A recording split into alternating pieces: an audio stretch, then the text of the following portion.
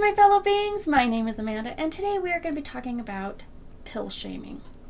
And this is coming about because someone recently was shaming me about medications I was taking, and I thought that it was an important subject that we need to discuss, that pill shaming is a no-no.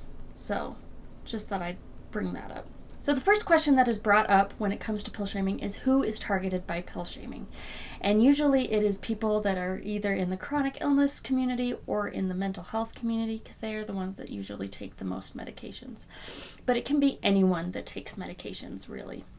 And people that are in these groups can be considered over-medicated, which is a stupid term because your doctor knows how much to give you.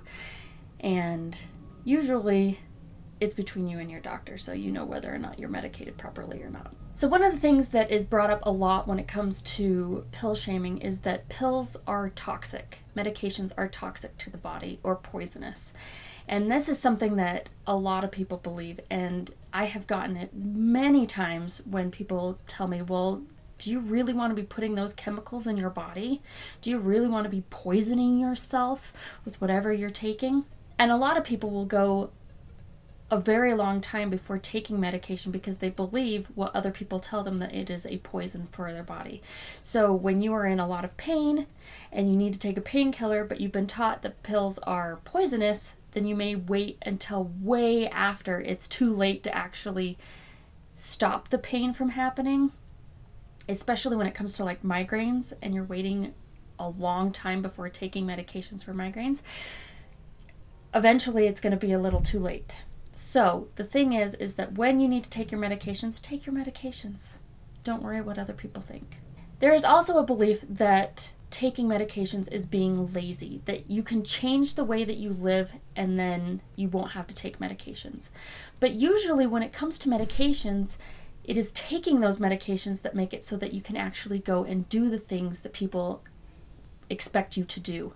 I know for myself, someone was like, well, why don't you try yoga? There is no way that my body could do yoga in the state that it is in. But I know that if I am medicated properly, I may have the energy and ability to do yoga in the future. So being properly medicated can actually help you do the things that people want you to do. So medication can actually help. Usually it will help. And when it comes to the whole lazy thing, social media has a lot to play in with that. Like, have you ever seen one of those ads that are like, I don't need pills because I go on hikes, or I don't need medication, or I don't need therapy because I have the great outdoors? Those are really sly, mean little ads that make it seem like you're not doing enough in order to not take pills. And so social media can be a real burden when it comes to whether or not you feel okay with taking your medications. The other one that I hear a lot of is you're too young to be taking medications. There is no age requirement when it comes to medications. I know infants that are on medications because of some chronic illness that they have. And I know very old people that are on medications because of chronic illnesses that they have. So medications have nothing to do with your age. If you're on medications, it's because you need to be on medications. So the question is, what is the impact of all of this shaming that is going on when it comes to pills? And that can be mild, and it could be just like, oh, I feel kind of bad that I'm on these medications, but it's okay, to severe, where you refuse to take pills because you believe that it is bad for you.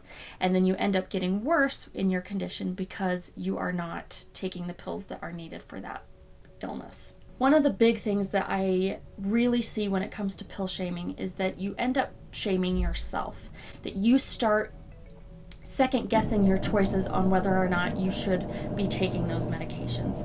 And that is not at all what you should be doing. If you and your doctor have come up with a regimen of prescription pills that you need to take, or over-the-counter pills that you need to take, then you should be taking those pills. Now, I'm not saying that you should be taking pills that are not prescribed to you.